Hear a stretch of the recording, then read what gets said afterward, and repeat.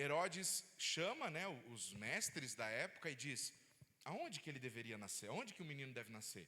E eles sabiam na ponta da língua: não, ele deve nascer em Belém. A profecia, e aí citaram o texto bíblico: Belém, tu que és a menor. Sabiam na ponta da língua, ou seja, os detalhes da profecia, os símbolos eram todos conhecidos. Qual que era o problema? Não acreditavam.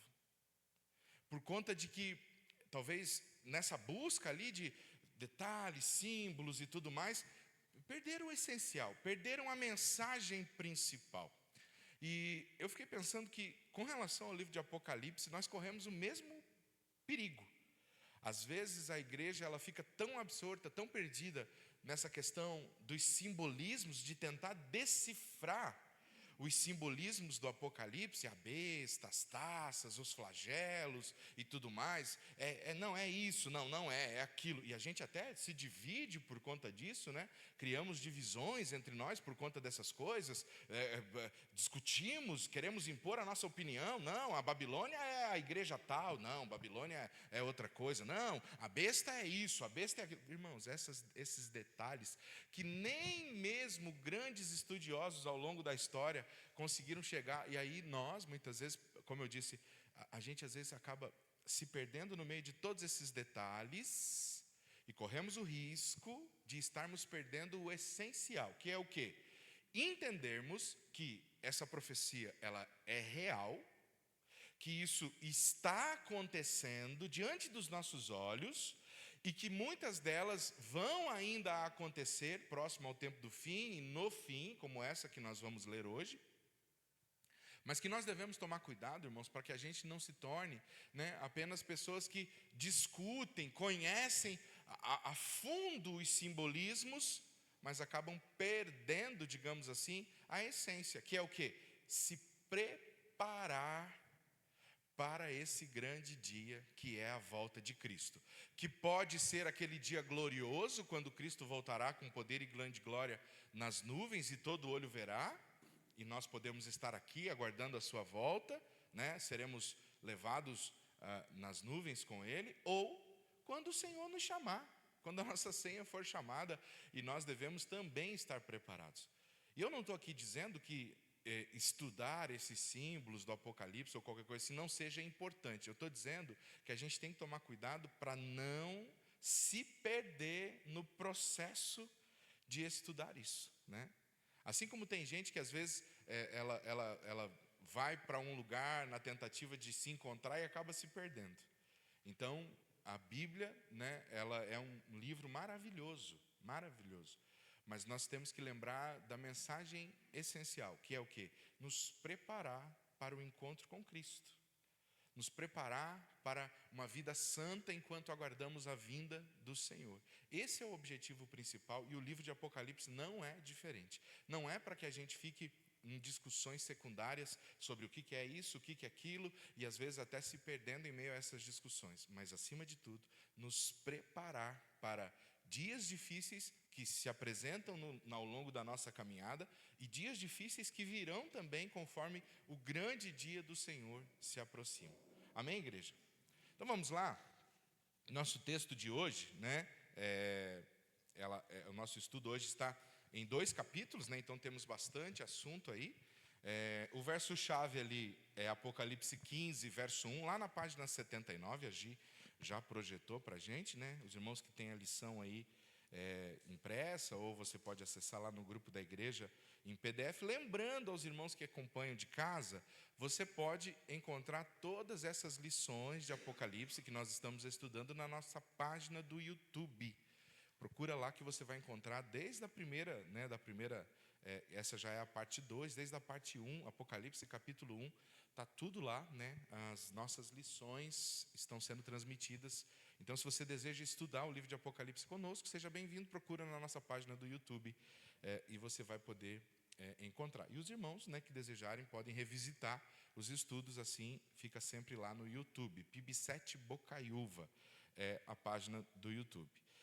Verso-chave, então, Apocalipse 15, verso 1, diz: Vi no céu outro sinal grande e maravilhoso, 7 anjos que tinham os 7 últimos flagelos, pois com estes se consumou a ira de Deus. Né? Então esse é o verso-chave da nossa manhã, para nós meditarmos. A lição de hoje vai tratar, irmãos, justamente, a gente vem falando, né, que o livro de Apocalipse, ele trata desde a vinda de Cristo, como uma criança a este mundo, né, nascido de Maria, até a sua segunda vinda. Então, são acontecimentos que vêm se desenrolando. Muitas coisas já têm acontecido, outras já aconteceram, e ainda algumas vão acontecer.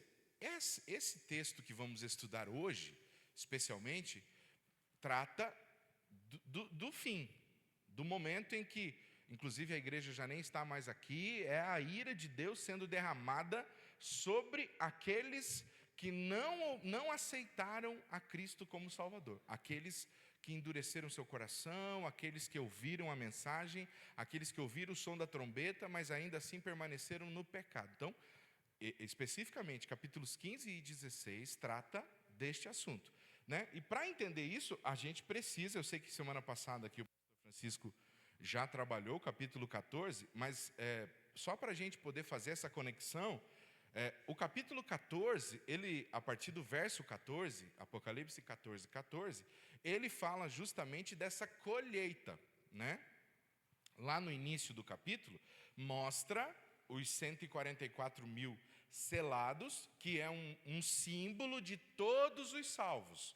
Lembrando, esses 144 mil não é um grupo específico de pessoas, não é um grupo de judeus, não é uma seita escolhida por Deus e separada, não. 144 mil é um número simbólico que simboliza todos os salvos de todas as nações, povos, tribos e línguas. Então, o início do capítulo vai mostrando, né, por isso que eu quis começar hoje a nossa escola bíblica com música, com louvor, porque se você ler o livro de Apocalipse todo, você vai ver que tem muita música, tem muito louvor, tem muita adoração no livro de Apocalipse. E lá no começo do capítulo 14, né, mostra esses 144 mil selados ali, né? É interessante que no capítulo 13 tem os selados pela besta, aqueles que receberam a marca da besta. E o capítulo 14 mostra os que não foram selados pela besta, mas que são selados pelo Espírito Santo de Deus. E como a gente disse aqui, no dia que estudamos sobre o capítulo 13, os cristãos, os servos de Deus, fiéis e verdadeiros, não serão marcados pela besta, porque já têm o selo de propriedade do Espírito Santo. Não há a menor possibilidade de alguém colocar um outro selo sobre você e sobre mim, se nós temos o selo do Espírito Santo. Não há nada mais poderoso do que isso. Somente seremos selados pelo inimigo se nós não tivermos a presença de Deus em nós. Maior é o que está em nós. Então nós precisamos entender e ficar tranquilos quanto a isso. E aí então o capítulo 14 começa justamente mostrando, né, esses 144 mil. E aí diz ali, né, no verso 1, que tinham escrito na testa o nome do Cordeiro e o nome de seu pai. Ouviu uma voz do céu, com o som de muitas águas, como o som de um forte trovão. E aí eles, verso 3, entoavam um cântico novo diante do trono, diante dos 4 seres viventes. Então veja, aqui está falando da igreja, a igreja que foi levada e que está diante do Senhor adorando, cantando. Por isso, irmão, se você despreza muitas vezes o momento de louvor no culto, cuidado, porque no céu vai ter muito cântico. Que hora que começa a palavra aí, Senhor?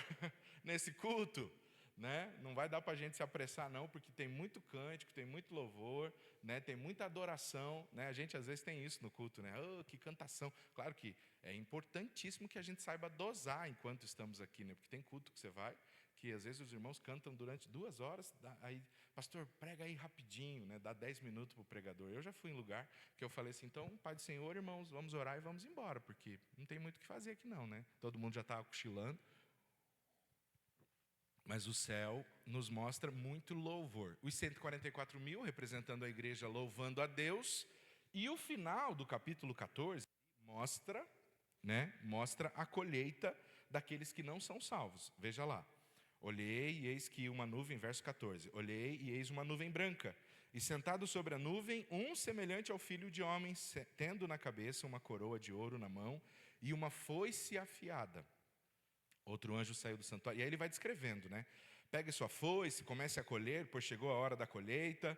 E aí lá no final diz no verso 19: então o anjo passou a sua foice na terra, ajuntou os cachos da videira da terra e os lançou no grande lagar da ira de Deus. Então aqui está falando de uma colheita de ímpios, de pecadores, de pessoas que rejeitaram o sacrifício do Cordeiro, que rejeitaram a mensagem do Evangelho, que disseram não a todas as formas que Deus tentou alcançá-las. E aí restou para eles o juízo. Verso 20: o lagar foi pisado fora da cidade, e correu sangue do lagar, chegando até a altura dos freios dos cavalos, numa extensão de cerca de 300 quilômetros. Então, de novo aqui, né, claro que esses números são símbolos, né, irmãos? São símbolos, né, não é... Deixa eu guardar a cartinha aqui que as crianças me dão. Não são números literais, mas são símbolos, né? Então, mostrando aqui, o capítulo 14 inaugura um novo momento. A igreja já está com o Senhor, adorando o Senhor. Veja que coisa interessante, né, irmãos? A Bíblia, ela não é um livro oculto. Pelo contrário, se tem um livro que mostra claramente e apresenta caminhos de vida e de morte, é a Bíblia. De um lado você tem a igreja adorando, tendo visões gloriosas diante do Senhor. Do outro, só de pensar numa foice que é usada para colher, é algo que deveria no mínimo me causar um tremor nas pernas, né? Então, a escolha para todos nós, que ainda temos essa possibilidade, para aquele que ainda não se arrependeu de seus pecados, que é aquele que não confessou Jesus como seu único e suficiente Salvador. De um lado, a igreja gloriosa, salva, vencedora, mesmo passando por todas as tribulações e provações que anteriormente no livro de Apocalipse foram apresentadas, mas que venceu a morte e que venceu todas as perseguições e que agora está diante do Senhor, né, revestida de glória, adorando o Senhor, poderosa. Do outro lado, né, a ira de Deus sendo derramada sobre os ímpios e pecadores. Não tem nada de oculto nisso, irmãos. É muito claro. E nós devemos decidir onde nós estaremos, né? O Senhor já trabalhou no meu e no seu coração. O Senhor já tem nos dado entendimento da sua palavra, para que a gente possa decidir todo dia, fazer a escolha todo dia, né? Nos arrepender dos nossos pecados, buscar uma vida de santificação, fugir do pecado, fugir daquilo que desagrada a Deus e procurar cada dia caminhar em novidade de vida, em santificação. Para quê? Para que naquele grande dia nós estejamos com este grupo de pessoas que adoram o Senhor. Então é sobre isso, né? A lição de hoje vai tratar desse ponto. Então vamos lá, capítulo 15, começa dizendo assim: vi no céu, né? João dizendo, vi no céu outro sinal grande e maravilhoso. Irmãos, eu fiquei pensando ontem, quando eu estava meditando de novo nesse texto, quando fala assim, né, João, ele diz, vi outro sinal. Ali no capítulo 14, verso 6 diz, vi outro anjo. E se você vai lendo o livro de Apocalipse, a palavra outro aparece repetidamente. Deus se manifestando hora após hora, vez após vez, muitas vezes, dando sinais, mostrando o seu poder, revelando a sua glória, revelando a sua ira, revelando a sua misericórdia. Outro sinal. Quantos sinais mais nós vamos ainda esperar? Nós vamos ainda pedir? Lembra de Jesus? Jesus na cruz, e um dos malfeitores disse, se tu és o Cristo, salve-te a ti e salve a nós também. Ou seja, faz um sinal aí para a gente ver.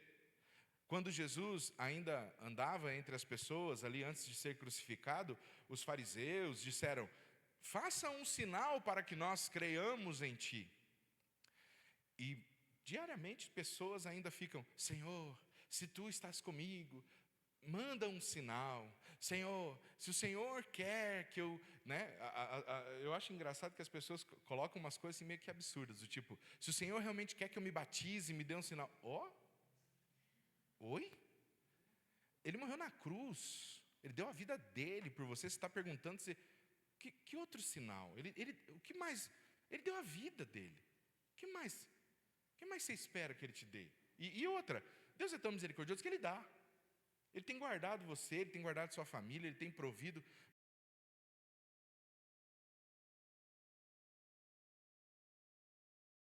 Deus. E com relação ao livro de Apocalipse é sobre isso. A gente fica o tempo todo assim, mas será? Mas ainda dá tempo. Não, isso aí vai demorar. Não, eu tenho tempo de me arrepender. Então, o João diz assim, vi no céu outro sinal, como quem diz, além de todos os que já tinham sido apresentados, além de todos os que já foram mostrados, agora tem um outro sinal. E aí ele diz, é um sinal grande e maravilhoso. Eu acho tão bonito que essa visão, né, do capítulo 15 e 16, ela é uma visão dura. Mas João, ele olha para esse sinal, ele olha para esse momento e ele diz, é um sinal grande e maravilhoso. Porque ele vê Deus executando o seu juízo sobre a terra. Deus, mesmo diante da ira santa de Deus, é um sinal grande e maravilhoso. Então, ainda que às vezes a gente não compreenda o mover de Deus, tudo que Deus faz é grande e é maravilhoso. E é assim que nós devemos entender as coisas. E ele diz, 7 anjos que tinham os 7 últimos flagelos. 7 últimos flagelos. Irmãos, aqui não tem mais, depois destes, são os sinais derradeiros. E aqui a gente vai ver que não há mais possibilidade de arrependimento. A porta da graça já se fechou. A igreja já subiu. Agora, o que está acontecendo aqui são as pessoas que se renderam à besta, que se converteram à besta, que se rebelaram contra Deus, que mesmo seguidamente sendo alertadas, não se arrependeram, que ficaram aqui e que vão receber esse juízo. E aqui, irmãos, cai por terra aquela ideia de que quando a igreja for levada, vai ficar um grupo que vai se arrepender por causa dos sinais. Aqui você vai ver que não tem a menor possibilidade de, sem a igreja aqui na terra, haver conversão. Quando a igreja for levada daqui, acabou. Não tem segunda chamada, não tem prorrogação. Ou a gente vai, ou a gente fica e ponto final. A gente é que nem o Neymar hoje, né? E amanhã ele está, será que vou? Bom, eles devem saber no final, né, das contas, né? Se vai ser escalado ou não. Mas nós não precisamos ficar nessa agonia, porque nossa escalação não depende de nós. Ela já foi comprada lá na cruz pelo Cordeiro. Basta que nós andemos em novidade de vida, sigamos a palavra do Senhor, né? E ele diz ali, vi como que um mar de vidro misturado com fogo, e também os que venceram a besta, a sua imagem e o número do seu nome. Eles estavam em pé junto ao mar de vidro, tendo harpas que lhes foram dadas por Deus. E entoavam o cântico de Moisés, servos de Deus, e o cântico do Cordeiro, dizendo... Aí ele vai começar aquela música que a gente acabou de ouvir, né? Não, acredito eu que não vai ser naquele ritmo que a gente ouviu, né? Mas a gente vai poder encontrar os irmãos lá do grupo Vencedores por Cristo, vai dizer, rapaz, vocês gravaram um hino, né? Fizeram muito bem em musicar, né, essa parte bíblica, né? Como é gostoso quando um cantor gospel coloca uma melodia numa parte bíblica. É maravilhoso, né? Porque aqui é a Bíblia pura, sem sentimentalismos ou qualquer coisa assim. Então aqui está falando, a visão de João aqui é a igreja, de novo, né? A igreja com o Senhor, esse mar de gente, né, que simboliza os salvos, e eles estão cantando, entoavam o cântico. De novo, meu irmão, aprenda a cantar, né? Mas eu sou desafinado, cante ao Senhor, né? Solte a sua voz, adore ao Senhor, não só aqui na igreja, diariamente, aprenda a adorar a Deus, porque no céu tem muito cântico. E eles diziam, a canção de Moisés, tem 2 momentos que Moisés canta, né, no Antigo Testamento, Êxodo 15, depois que eles passaram o mar, ele cantou, né, a Bíblia fala que ele cantou, e se não me engano, Deuteronômio 32 também, Moisés também cantou. Não sabemos ao certo qual dos cânticos, ou se é só uma simbologia, mas aqui diz que eles vão cantar, a gente vai cantar o cântico de Moisés, né? Interessante isso, né? É uma letra que o Senhor deu para um servo dele e que lá na glória vai ser cantado, né? Digamos assim, maravilhoso, né? Isso a gente pensar assim, um servo tão fiel de Deus como foi Moisés, que terá um cântico seu de expressão de adoração que vai ser repetida por todos os santos. Daí ele diz: grandes e admiráveis são as tuas obras, Senhor Deus Todo-Poderoso. Justos e verdadeiros são os teus caminhos. Irmãos, a gente tem que meditar nessa letra aqui, né? Justos e verdadeiros são os teus caminhos. Ó Rei das nações, quem não temerá e não glorificará o teu nome, ó Senhor? Pois só tu és santo. Por isso todas as nações virão e se prostrarão diante de ti, porque os teus atos de justiça se fizeram manifestos. É interessante, irmãos, a gente não vai fazer isso, mas quando a gente compara esse cântico dos salvos aqui com o cântico daqueles que se renderam à besta, lembra que aqueles que se renderam à besta, no capítulo 13, eles também adoram a besta, ou as bestas, né? Usando afirmações e frases que eram endereçadas a Deus outrora, né? Quem é grande como o Senhor? Quem é grande como esse? Né? E aqui a gente vê o louvor sendo restaurado, né? Àquele que é digno de receber o louvor.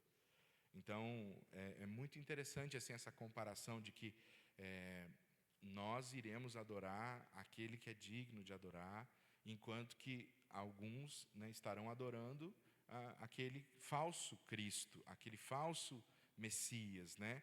E a igreja vai adorar verdadeiramente, né? E é uma letra maravilhosa, né? Justos e verdadeiros são os teus caminhos, Rei das nações. Aí no verso 5 diz: depois destas coisas olhei e abriu-se no céu o santuário do tabernáculo do testemunho. E os 7 anjos que tinham os 7 flagelos saíram do santuário, vestidos de linho puro e resplandecente, e cingidos à altura do peito com cintos de ouro.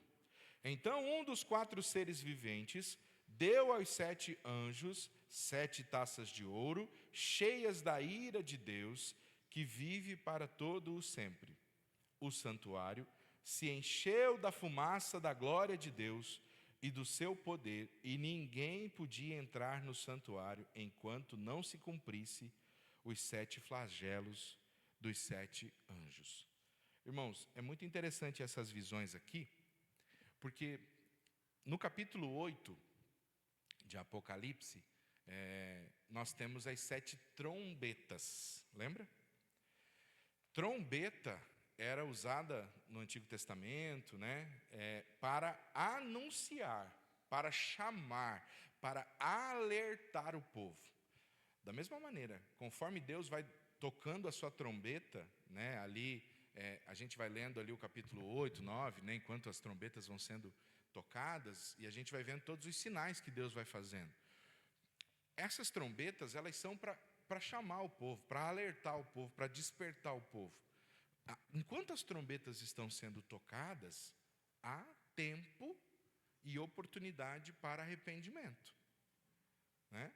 Porque justamente, assim como no Antigo Testamento, quando a trombeta era tocada, era um aviso: ó, o inimigo está chegando, o juízo chegou, né? E aí dava tempo de se esconder, de se preparar. Então, enquanto as trombetas estão sendo tocadas, dá tempo ainda de se arrepender. Agora, aqui, que nós acabamos de ler, quando esses anjos saem com essas taças, e a Bíblia diz que as taças estão cheias da ira de Deus. Observe, um Deus amoroso, misericordioso, mas que também é fogo consumidor. Nós somos uma geração que ouve muito sobre o Deus de amor, o Deus misericordioso, e Ele é tudo isso mesmo. Mas chegará um dia que as taças de Deus, da misericórdia de Deus, elas vão se encher, e aí vão se encher da ira de Deus. Da ira, né? E veja, Deus não é um ser como nós, que está propenso aos nossos emocionalismos, que quando às vezes a gente precisava ser mais correto e justo, às vezes até executando algum tipo de juízo, o nosso lado sentimental nos impediu de fazer isso. Deus faz, porque ele não é alterado, prejudicado pelas emoções como nós, né? Nós é que somos.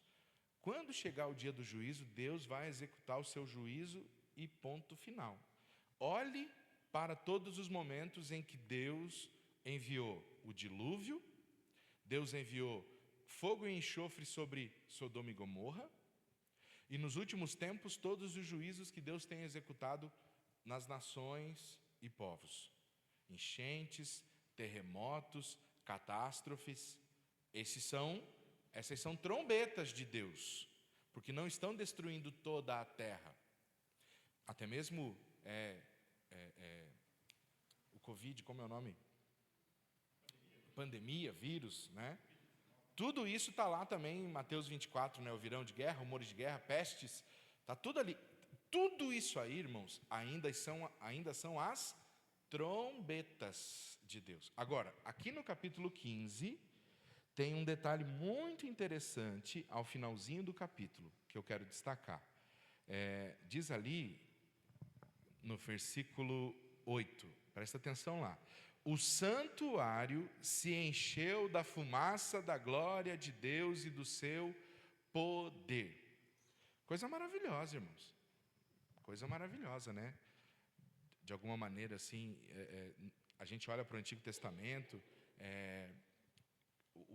essa figura, né, do santuário lá que foi erguido, né, pelo povo de Israel, quando o templo foi inaugurado por Salomão, a Bíblia diz que a glória tomou conta e eles não podiam ficar de pé diante da glória de Deus. Ezequiel, ele foi tomado pela glória de Deus e não pôde permanecer de pé. Então, quando a glória de Deus vem mesmo, ela é algo muito poderoso.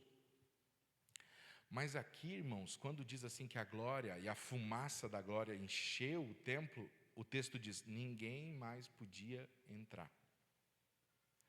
Simbolizando, significando que, a partir desse momento, não tem mais como correr para dentro da igreja, pedir perdão, se achegar a Deus. Por quê? Porque não tem mais.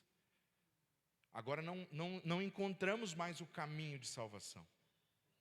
Porque a própria glória de Deus vai fazer com que o pecador não encontre o caminho. Pode parecer um paradoxo isso, mas é exatamente isso que o texto está dizendo. Deus, né, tem um texto no Antigo Testamento que fala um Deus que se esconde. Nesse momento aqui, a glória do Senhor será tão poderosa que o pecador não vai conseguir encontrar mais o caminho de salvação. Não, fechou a porta da graça, não tem mais condição. Então veja que por isso que João diz que é uma visão poderosa e gloriosa. Não é mesmo? Poderosa e gloriosa. E eu repito nessa manhã, meu irmão, minha irmã, de que lado nós estamos? A que grupo nós estamos? Com qual grupo nós temos caminhado? Nós temos alertado, nós temos falado com as pessoas que amamos, filhos, família, amigos, irmãos. Olha, está aqui, meu filho, está aqui, meu amor. Olha, meu irmão, está aqui, ó. Você pode achar que isso aqui não vai acontecer, igual o povo de Israel. No Antigo Testamento, foi 4.000 anos de profecia, né? E Pedro, ele diz assim, muitos tomam a sua vinda como tardia, ou pensam que ele está se demorando, mas ele não está se demorando, é porque ele é misericordioso. Ele não tarda a sua vinda, é que ele é misericordioso. É isso que o texto diz lá. Então veja, nós devemos estar atentos, porque quando esse texto diz aqui que a fumaça encheu o santuário, a glória encheu o santuário, significa que ninguém mais conseguia entrar, né? Gil, o pastor Francisco quer comentar? Cadê o microfone aí? Traz ali, Jacques, para nós. Pode falar então, pastor. 16 do capítulo 7 de Gênesis, né? Quando veio o dilúvio, né? Deus também fechou a arca e não teve mais oportunidade.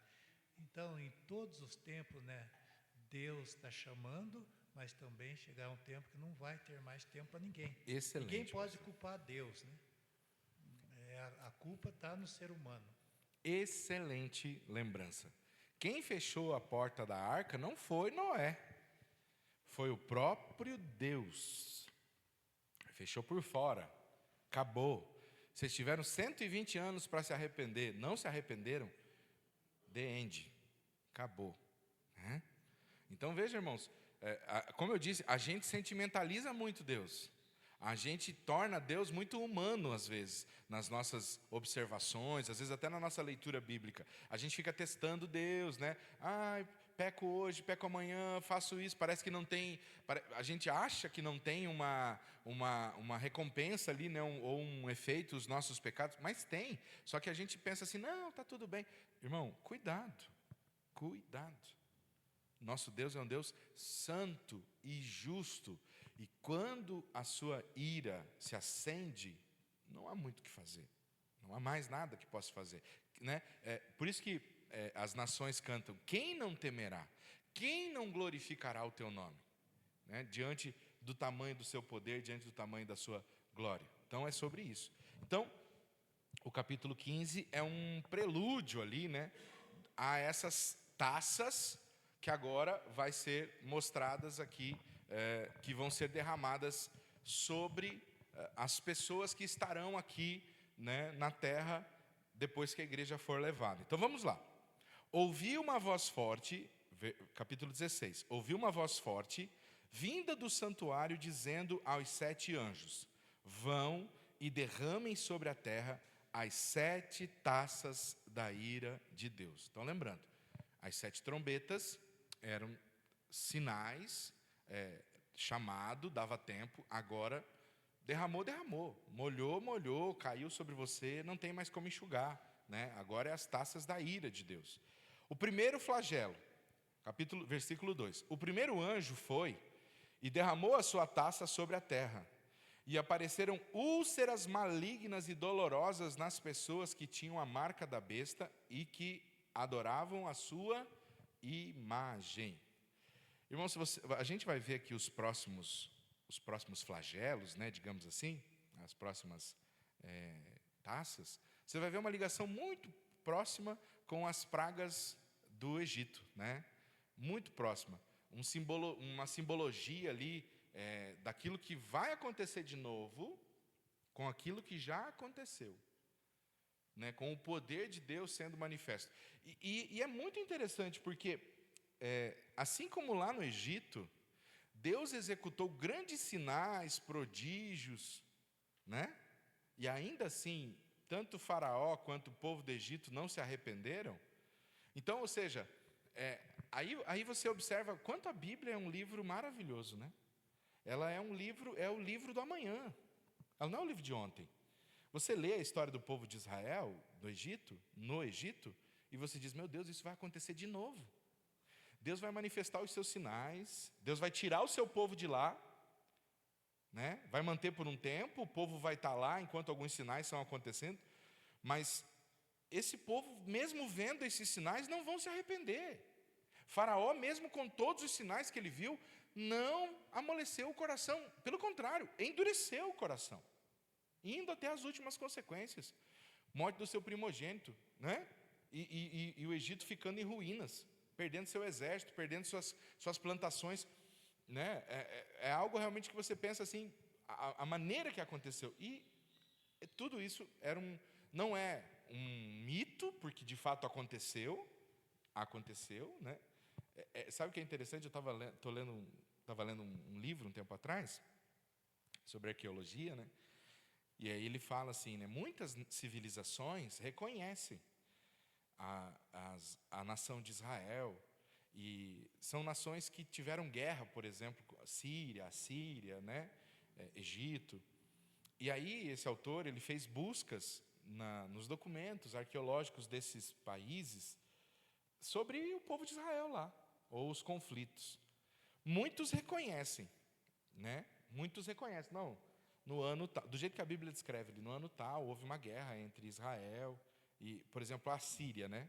Tem uma história que, quando o rei Ezequias, ele ora a Deus, e a Bíblia diz assim, que o anjo do Senhor matou 185 mil soldados, né? Os documentos da Assíria comprovam isso.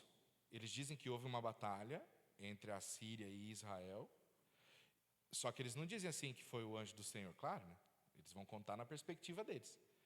E eles dizem assim, que numa noite houve uma infestação de ratos, e que os ratos mataram 185 mil soldados. Bom, meus irmãos, a Bíblia diz que foi o anjo do Senhor. Se o Senhor usou ratos para matar, eu dou glória a Deus do mesmo jeito. Porque pode ser que foi. Mas né, a Síria reconhece. Não, houve, está aqui, está registrado, na mesma época, tudo certinho. Só que o Egito, interessante que o Egito não tem nada. O Egito não fala de José, o Egito não fala das pragas, eles não registraram absolutamente nada. Por quê?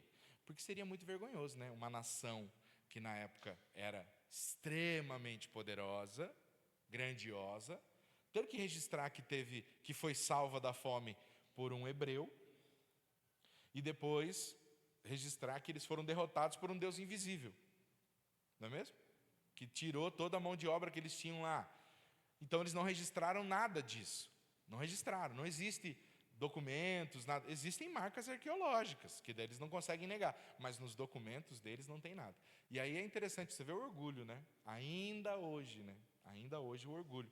E aqui a gente vai vendo que os sinais que Deus vai executar novamente no Apocalipse, no final dos tempos, e que Ele tem executado, são muito semelhantes ao que Deus já fez e a mesma maneira que o povo tem se comportado. Mesmo diante dos sinais que Deus tem feito, não se arrependem. Mesmo diante dos sinais que Deus executa, permanecem com o coração endurecido.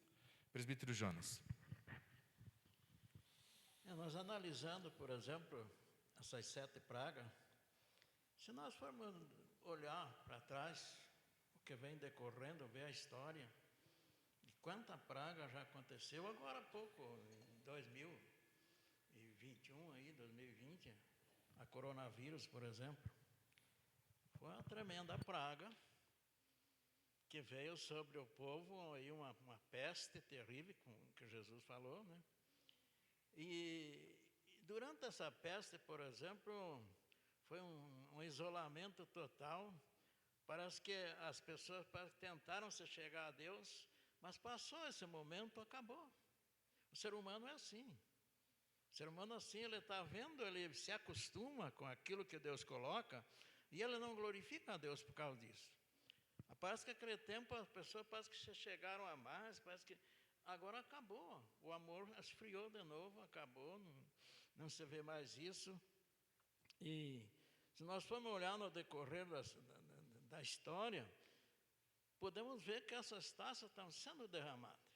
Estão sendo derramadas. Nós vamos aqui em 16, por exemplo, capítulo 16, 3, dizia: o segundo anjo lançou sua taça sobre o mar e se tornou-se como o sangue, né? Como o sangue de um morto. Que cor tem a sangue de um morto? É preto, não é preto? Quando chegar no morto, que ali o sangue já secou, ele se torna preto. Como é que estão os rios? Os rios hoje, por exemplo, no Rio Belém e outros rios aí, não estão tudo preto, nada sobrevive mais na água. Nada sobrevive. É um símbolo, é uma metáfora daquilo que Deus está falando. Então, se nós formos analisar o que nós estamos vivendo, hoje, por exemplo, Curitiba, o rio é poluído, o Rio Belém é poluído, lá na frente eles têm que passar esse rio por um tratamento e volta para as torneiras. Volta para as torneiras. São coisas que estão acontecendo no nosso meio e nós não estamos vendo. Eu não acredito no Apocalipse lá na frente. Não acredito. E não acredito em ninguém vivo depois da volta de Cristo. Não existe 2 ressurreições. Jesus vem uma vez só. Eu acredito na segunda ressurreição dos ímpios, né? Mas não com gente viva. Porque se nós formos no decorrer do Apocalipse, nós vamos ver que a besta foi presa, os falsos profetas foram lançados, e os demais não sobreviveram. Então, nós vemos que não fica mais ninguém vivo, com o esplendor da glória de Deus, até a segunda ressurreição. Então, nós vemos que essas pragas, elas estão acontecendo no nosso meio. Nós estamos vivendo no meio disso. E é um despertamento, como o pastor já falou, para cada um de nós. Nós ficamos pensando, mas isso aí vai acontecer. Mas isso... Não, queridos. Nós estamos vivendo hoje. A palavra de Deus diz, se hoje ouvires a voz, não endureça o vosso coração. Né? Se hoje não existe mensagem de salvação para amanhã. Não existe na Bíblia, você não vê. Amanhã o Senhor... Não existe. É se hoje. Se hoje, nós que estamos ouvindo, diante de tanta mensagem, de tanta escola sabatina, nós temos a palavra de Deus na mão, e pouco nós abrimos ela para estudar. As profecias, nós vemos que elas se cumprem dia após dia. A profecia de Paulo, por exemplo, que ele mostra em todo o contexto da palavra de Deus. Então, a gente tem que pegar a palavra de Deus e atualizar ela.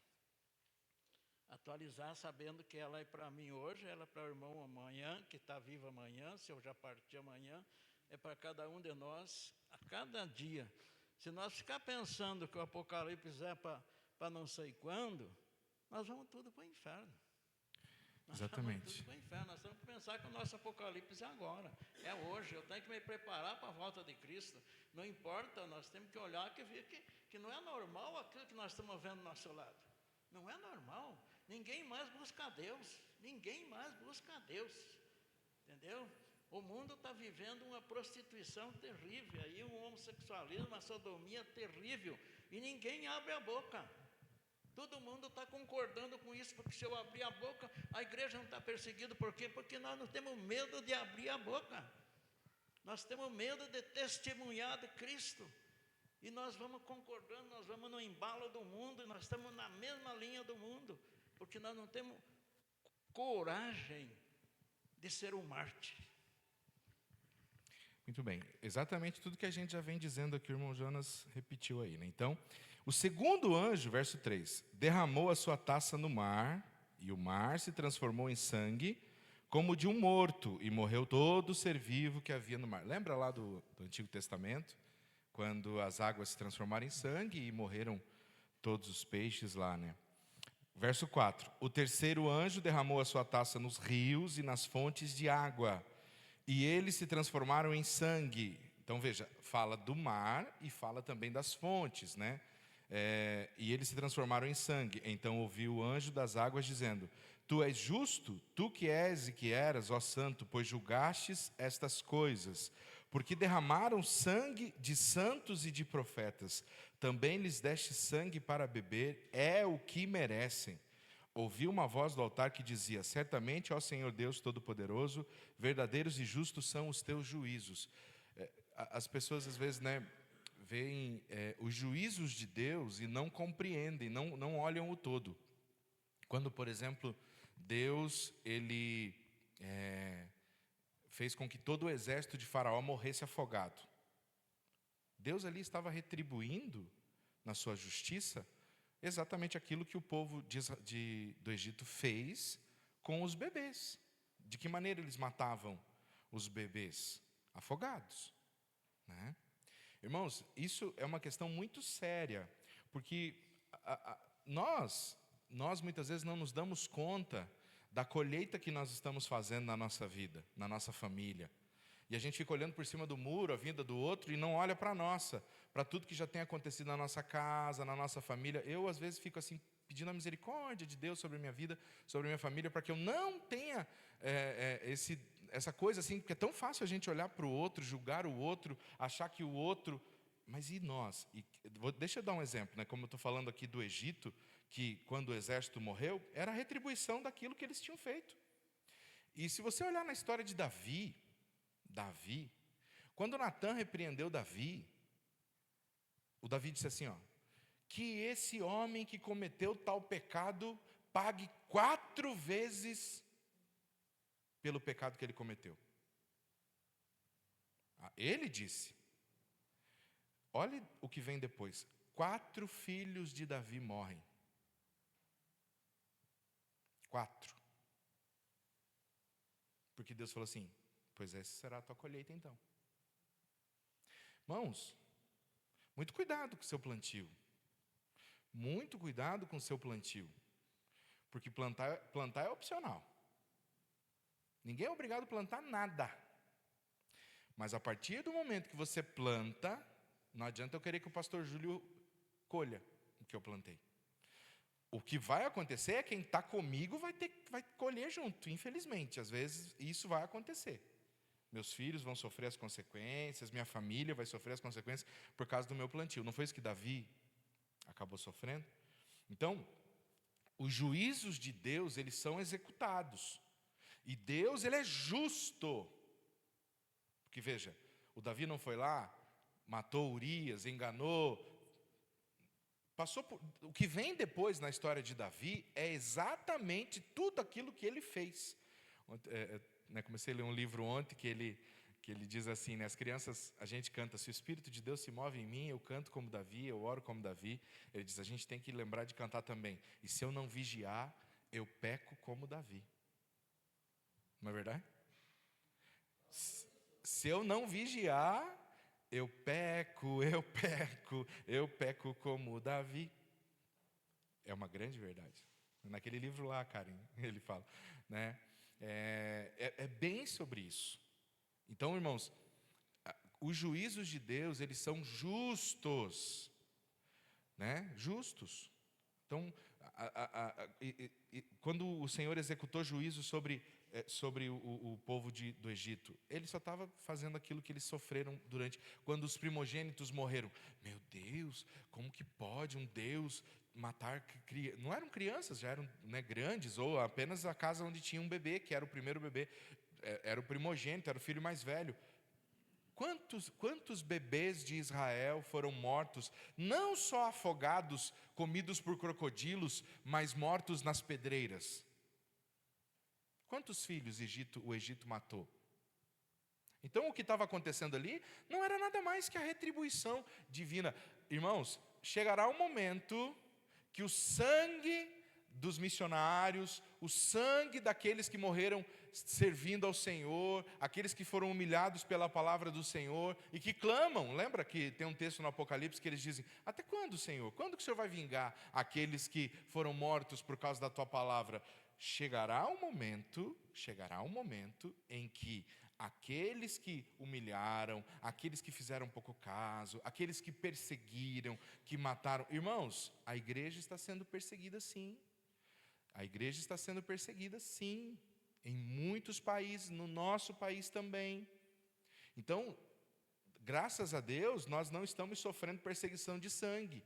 Mas em muitos países, só pelo fato de você dizer que você é cristão, você não precisa nem abrir a boca. Só você dizer, eu sou um cristão, você vai para a cadeia, você sofre penalizações e até morte, né? Então como eu sempre digo assim, talvez o nosso juízo será pela liberdade. Talvez o Senhor não permita que a gente seja perseguido, o que não deixa de ser perigoso também. Porque é muito, né? E é toda a liberdade que a gente tem, toda a facilidade que a gente teve, toda a condição que a gente teve e não soube usar. Esse também se torna um grande perigo. Então, né? Exato, né? Exatamente. Então, a gente precisa pensar sobre isso, né? E aí ele continua ali no verso 8. O quarto anjo derramou a sua taça sobre o sol, e lhe foi dado a queimar a humanidade com fogo. Né? Imagine que coisa terrível, né? As pessoas se queimaram com intenso calor e blasfemaram contra o nome de Deus. Sabe, irmãos, aquela coisa, as pessoas dizem assim, não, fulano está passando uma luta, agora quem sabe ele muda. Não. Ó, crente, bote uma coisa na sua cabeça. Tempo, circunstância não muda ninguém. Não, dá um tempo para ele, quem sabe ele muda. Não, senhor. Não, está passando por uma luta, vai mudar. Não vai mudar. Quem transforma o ser humano é o Espírito Santo de Deus, irmão. Olhem aqui, está dizendo, eles estão passando por tudo isso, vão passar por tudo isso, e ao invés de se arrepender, vão blasfemar contra Deus. Vão ranger os dentes de raiva de Deus. Então não pense você que fulano que está passando, às vezes, está passando uma prova medonha agora, que fulano que é duro de coração, sabe? Porque a gente fica nessa expectativa, né? Não, mas quem sabe agora? Repare, irmão, repare. Gente desviada, sofre acidente, vem para a igreja, senta aqui na primeira fila, com Bíblia debaixo do braço, devolve dízimo, não perde culto. Daí todo mundo fala, mas também agora, pouca duração. É só ele ter condição de voltar para o baile, de voltar para a furrupa, que acabou aquele fervor. Porque o que muda a vida de uma pessoa é o Espírito Santo, não é a circunstância. A gente cai nessa bobagem, às vezes, de achar, não, a circunstância vai mudar. Raríssimos casos, só se houver ali o ingrediente principal, que é o quê? O mover do Espírito Santo junto com aquilo. Só se foi o Espírito Santo que permitiu aquela situação, que aí ele está por trás daquilo agora. A pessoa ali passou por uma situação penosa, difícil. Pode ser até uma morte, irmãos. Quantos casos? Morre alguém da família, morre um filho, morre a esposa, morre próximo dele. Se ele tem o coração endurecido, mais endurecido fica, não muda nada. Aí a pessoa fala, não, agora ele vai sair do vício. Não muda. Porque quem convence do pecado, da justiça, do juízo, tem que lembrar disso, irmão. Porque senão, irmãos, a gente começa a achar que qualquer coisa muda. Ora, então não precisa do Espírito Santo. Se qualquer coisa é capaz de mudar, transformar uma pessoa, a gente não precisa do Espírito Santo. Não é? Tudo, irmãos, é pela graça de Deus e pela misericórdia do Senhor. Então, assim, muito cuidado com circunstâncias, momentos, porque se você não se agarrar com Deus, não chorar aos pés do Senhor, não dizer, Deus, é o Senhor, não é essa circunstância, é o Senhor, tem que ser o Senhor na minha vida, tem que ser o Senhor, é por ti. Não vai, é de pouca duração. O Senhor mandava juízo sobre Israel medonho, seca, chuva, guerra. Passava o momento ali do fervor, voltavam para o pecado. Por quê? Porque circunstâncias não mudam ninguém. O que muda, o que transforma mesmo, é o agir do Espírito Santo de Deus na vida da pessoa. Irmão Jonas. Nós podemos ver esses refugiados que estão, por exemplo, tem uma faixa de Gaza e outros refugiados, por exemplo. Será que eles têm reconhecido a Deus, vivendo nessa vida, tendo que hoje estão ali, amanhã estão lá, correndo de bomba para cá e bomba para lá?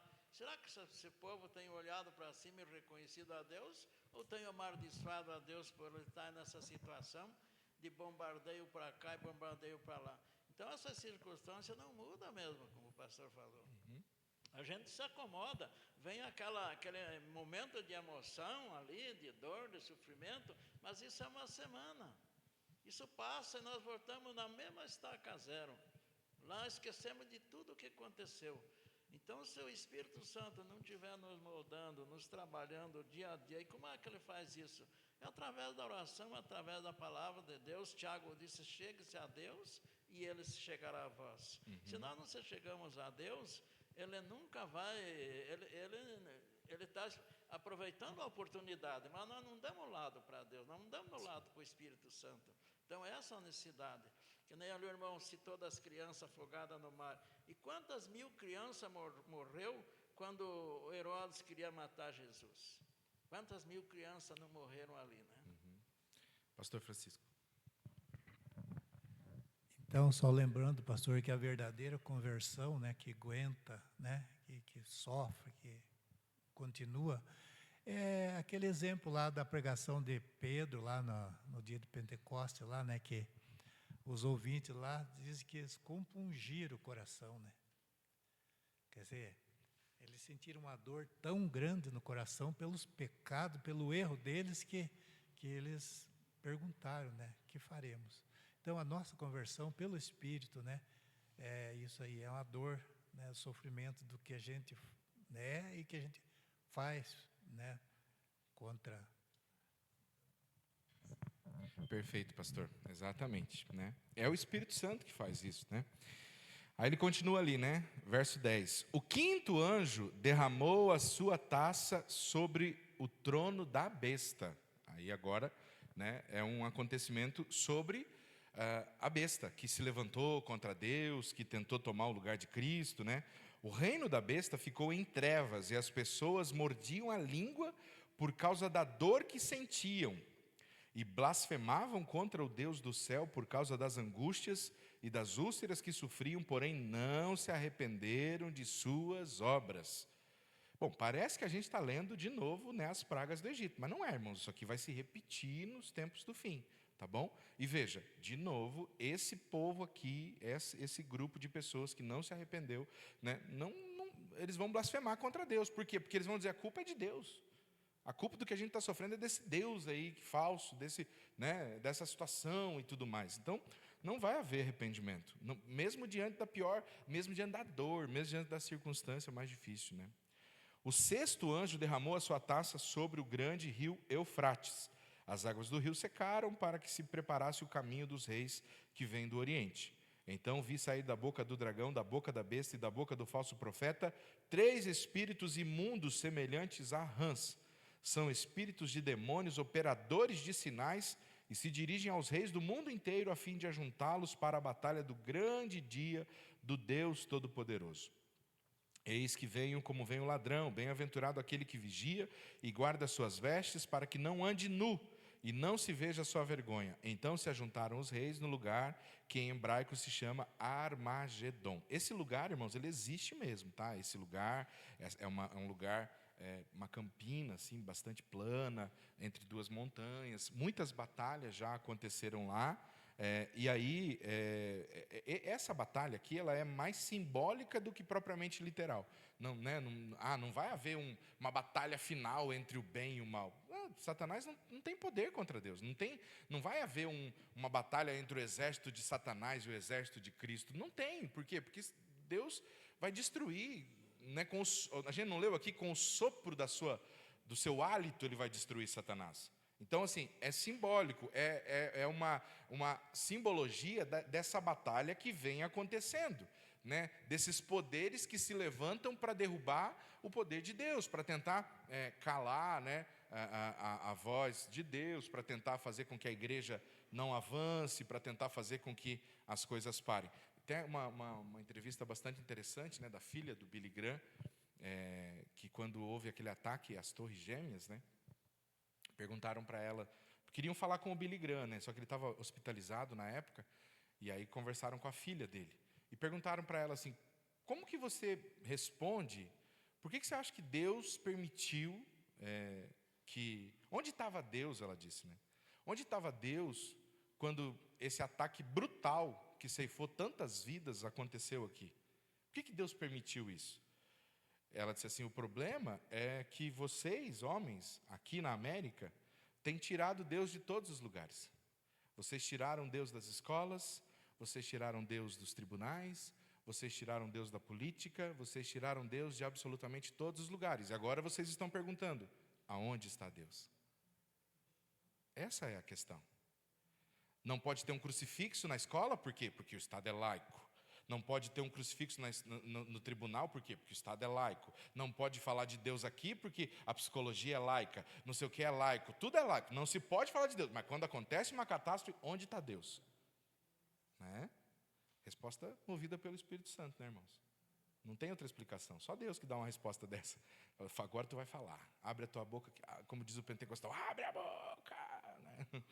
E foi mais ou menos isso. E é exatamente isso. Né? Então as pessoas, onde está Deus? Ora, está no mesmo lugar, você que se escondeu dele, você que se afastou, e é sobre isso, né?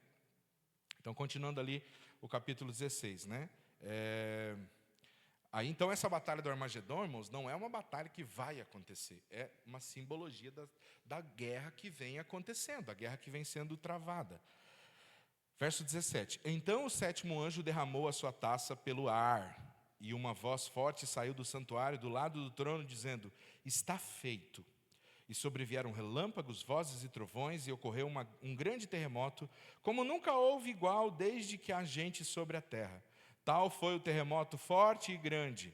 E a grande cidade se dividiu em 3 partes, e caíram as cidades das nações, e Deus se lembrou da grande Babilônia, para lhe dar o cálice do vinho do furor da sua ira. A gente vai ver isso semana que vem, tá, irmãos? No capítulo 17.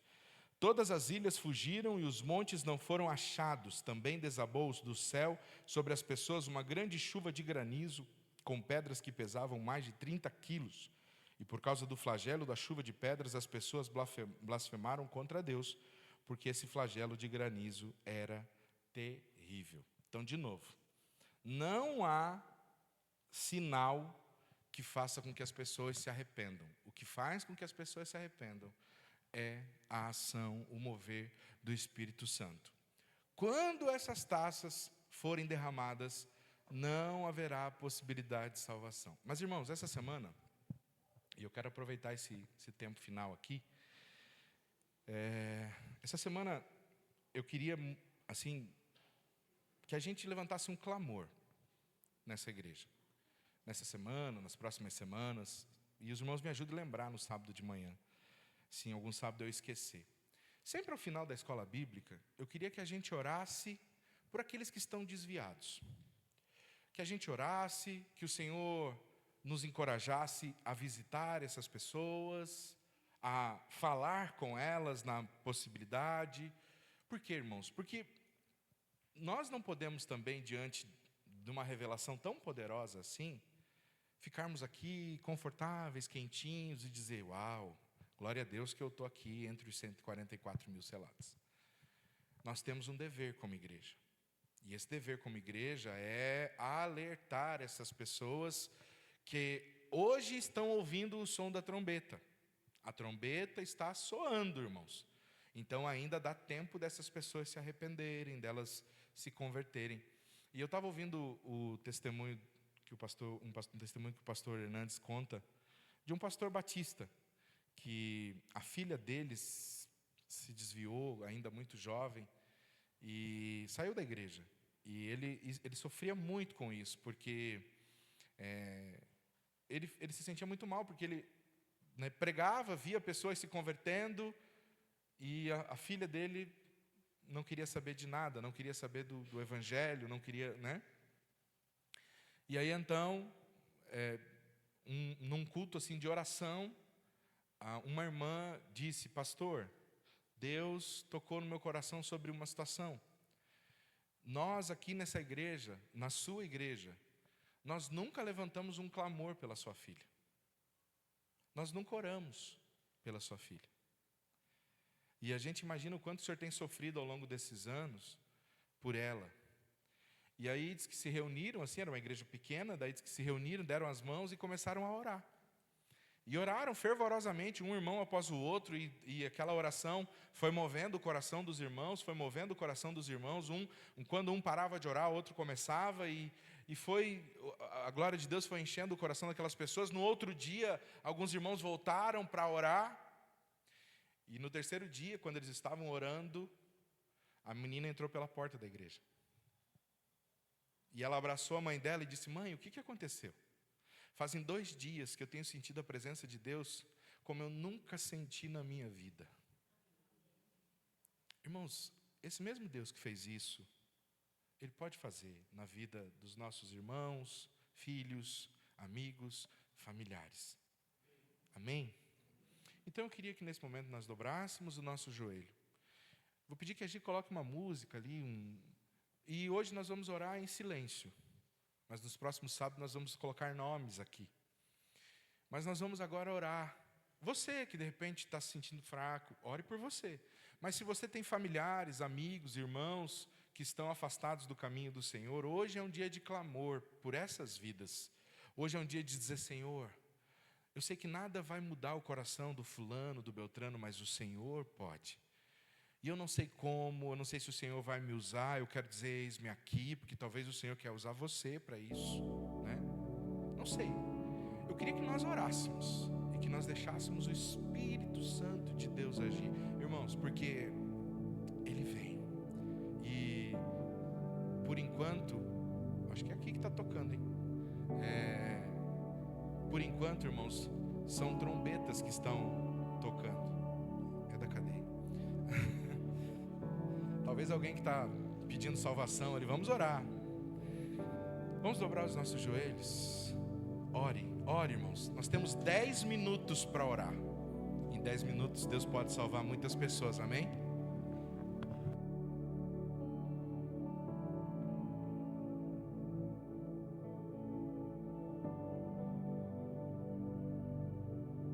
Você que nos acompanha de casa, dobre o seu joelho aí na sua casa também.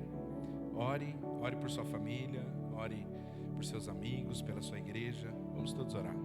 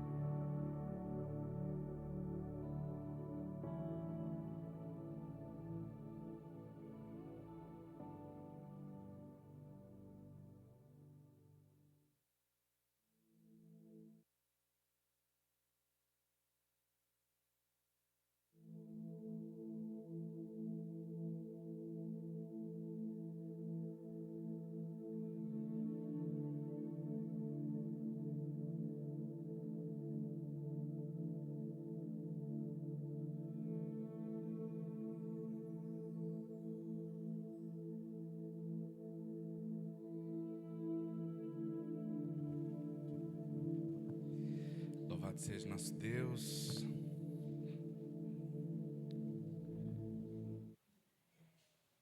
Lembremos, né, irmãos, então, de não só aqui, mas clamar.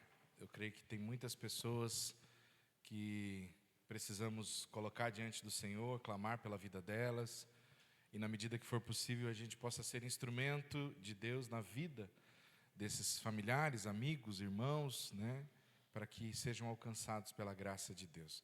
Vamos ficar de pé, então, vamos orar para encerrar a nossa escola sabatina. Vou pedir ali que o diácono Beto, está ali o Beto? Tá, né? Tá? Não? Deu uma saidinha, né? Então o presbítero Dionísio ora para nós em nome de Jesus, e aí a gente vai para a segunda parte. Senhor Deus de Abraão, Deus de Isaac, Deus de Israel, obrigado, Senhor, por tudo que aconteceu aqui esta manhã, Pai, por cada classe, por cada professor. Senhor, colocamos todos em Tuas mãos, abençoa poderosamente o restante do dia, Senhor. Fica presente, sim, Senhor, na nossa vida, no nosso coração, a semana que se inicia, Senhor. Pai, dá-nos a Tua bênção, a Tua proteção, a Tua direção, Senhor. Aonde quer que andemos, Pai, que o Senhor seja sempre conosco, Senhor. E conforme o pastor falou, Senhor, se for preciso pregar a palavra para alguém, Senhor, prepara a mim, prepara cada um de nós, Senhor. O momento que o Senhor quiser, Pai, que nós possamos pregar a Tua palavra para a pessoa que estiver à nossa frente, Senhor. Vem ser conosco, Pai. Dá-nos sim, Senhor, a Sua ajuda, a Sua proteção, Pai. Precisamos de Ti, Senhor. Pai, abençoa o restante do dia, Pai. Fica presente sim, Senhor. Entregamos tudo e todos em Tuas mãos, Pai. Em nome do Teu Filho, amado Jesus Cristo. Amém, Jesus. Amém, Jesus. Glória a Deus. Assim, em pé como estamos, vamos louvar o Senhor com o hino Graças Dou. Enquanto louvamos ao Senhor com esse hino, você que trouxe seu dízimo, sua oferta também poderá trazer na presença de Deus. Em gratidão ao Senhor por tudo que Ele tem feito, né? Lembrando também que você